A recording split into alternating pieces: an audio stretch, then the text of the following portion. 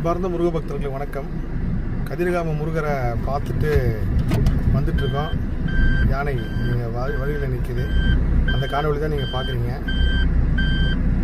இதுவும் கடந்து போகும் அப்படின்ற மாதிரி தான் முருகர் எல்லாத்தையும் உணர்த்திட்டு இருக்காரு. அற்புதம். போகும்போது நிறைய மயில் பார்த்தோம். கூட்டமாக மயில் இருந்துச்சு. இது ஒரு புது உணர்வு.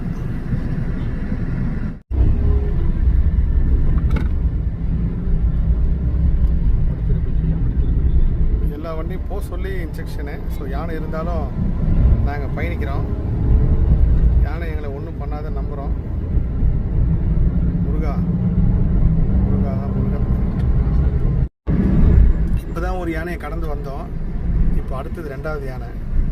இந்த பாதை ஃபுல்லாகவே யானைகள் நிறைய இருக்குன்னு சொன்னாங்க. ஆனால் இவ்வளோ நிறைய இருக்குன்னு நினச்சிட்டு பார்க்கல. மயில்கள் கூட்டமாக இருக்குது.